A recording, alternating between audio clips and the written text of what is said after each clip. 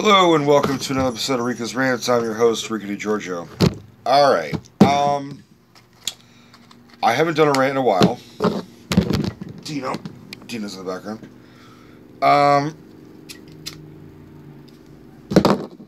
I've been mostly following the Pot Askew podcast. So if you guys are curious where the fuck I've been, you should check me out on Pot Askew. And you can listen to me and my co-host CJ bullshit and talk about movies and stories, very similar to what I do here on Rico's Rants. Sorry, I'm just letting Dino out. Not to say I haven't seen any movies. It's just, Pot Askew's taken up a lot of my time. But I will always come back to my one and first true love, Rico's Rants. So I saw a movie. And boy, am I fucking disappointed. Ocean's 8. Ocean's 8, more like Ocean's Hate. Because fuck, I really want to love this movie, and I was just really, really upset. Not upset like offended, just I am a huge fan of the original Ocean's movies. I include the original Ocean's movie, and if you know anything about me, I'm a big fan of Frank Sinatra and the Rat Pack. It's gotten to the point where people are like, alright, we get it. We fucking know you like Sinatra. Shut the fuck up. Okay, yeah, but you can't talk about Ocean's 8 without talking about the original Ocean's trilogy, without talking about the original Ocean's film. It's a spin-off of a reboot trilogy of an original film. I mean, what the fuck? So, for those of you who fucking have lived in the ocean, Ocean's 11, the original trilogy, is a smart, fast-paced, well-organized trilogy. And definitely the first one. The second one definitely has its great moments. Third one, I really enjoyed because I love Pacino as a villain. Series of films that are all about, conning people and stealing jewels or robbing banks or robbing casinos and blah, blah, blah. Great fucking premise. The original one with the Rat Pack is a classic in its own way. Believe it or not my favorite Rat Pack film, but still an amazing film. But the remake, Ocean's 11, did something that the original didn't do, which was it took something that I liked and it made it more exciting. It took the Rat Pack concept and made it more vibrant. Still kind of had that old school Rat Pack swagger.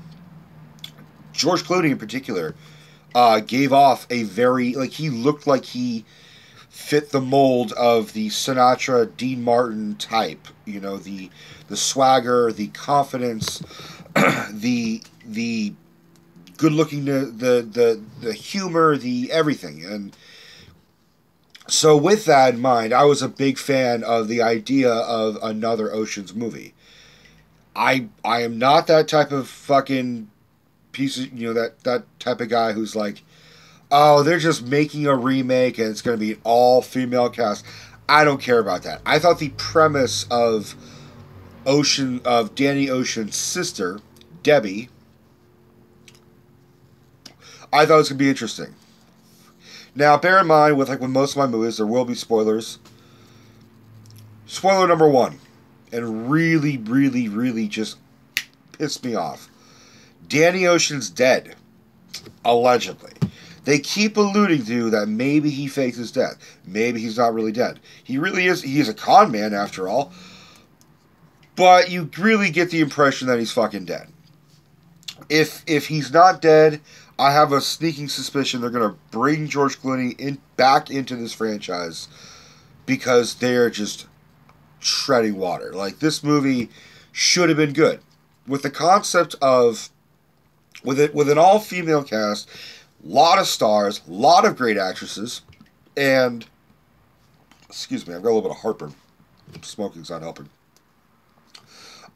With everything that this concept should have been, which was they're going to rob basically the Met Gala, as well as steal jewelry from the who's who of Hollywood and who's rich and famous and blah, blah, blah. It should have worked.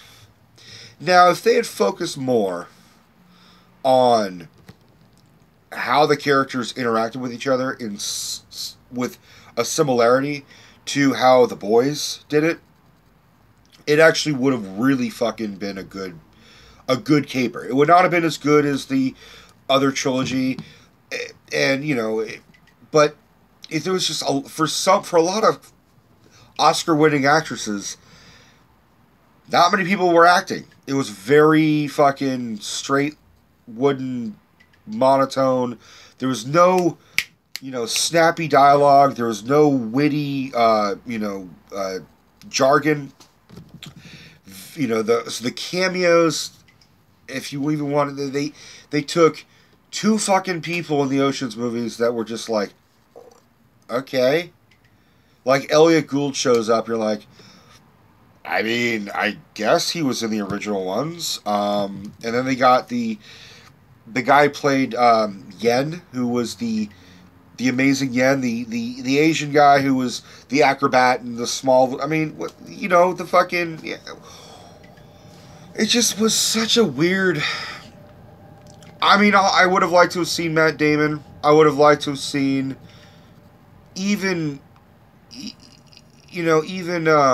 Casey Affleck, him showing up, I would have preferred, but just the two low-rent fucking people you don't really care about, especially Elliot Gould. No disrespect to Elliot Gould, but, like, his character was so minuscule. It just seemed like a shallow movie. I mean, for a movie that's called Ocean's 8, it's very shallow. It's basically Puddles 8. It was just not fucking good. The Helena Bonham Carter, who I normally love, had this really bizarre Irish accent that I'm sure for her sounds proper, but it just didn't flow well coming out of her mouth. I would have almost preferred her not go Irish, just go British, which she is. Same with Cate Blanchett. I know she was Australian, but there was very little. In some scenes, it sounded like she was British. In some scenes, she sounded like she was American. And in some scenes, she sounded Australian. Sandra Bullock, to be fair, I don't really normally have any Sandra Bullock films that I'm a big fan of. I thought she was incredibly charming and funny in Demolition Man. I know, that's a way throwback of a film, but still, I thought she was great in that. In theory, I was like, her playing the younger sister of George Clooney / Danny Ocean, I'm fine with it. It actually, when I first heard about it, I'm like, alright, I'm into it. I like it. Let's go for it. She just doesn't exhibit the style or class of, they always talk about in this movie about having it being like a family affair, does this crime runs in the family? Well, crime may run in the fucking family, but charm certainly doesn't. There was just no charm or feeling. Rihanna, like, I gotta admit, I was really kind of skeptical about her being in this movie because I've never seen her act, and as far as I know, this is more or less one of her first acting roles that I know of. I could be wrong. Sorry, you fucking Rihanna fans. What I don't like is that they take a street urban character and make them super, like, they're the tech guy. It's like, it just seemed forced. The whole movie seemed forced. Anne Hathaway, who I have a love-hate for her because I loved The Princess Diaries. I mean, Princess Diaries, unfortunately, is a guilty fucking pleasure of mine where I'm just like, I don't give a shit. I love that movie. There's so much charm and so much heart to that film. And she was stupendous in it. This movie seemed like Anne Hathaway was playing a caricature of how Hollywood views her, which is not charming. Very, into her own self, very egotistical, very selfish, just very actress and very like, oh, I look at my looks, and that it just seemed like a bad joke. And they're like, all right, we need someone who can exhibit ooziness and glamour and beautiful and cleavage at the same time. Let's get Anne Hathaway. It just seemed like and I read that Jennifer Lawrence was the original choice. Honestly, Jennifer Lawrence would have done the role a little bit better, because Jennifer Lawrence, even when she's trying to act serious, has this kind of look in her eyes, like I'm kind of have a secret and I'm kind of joking around.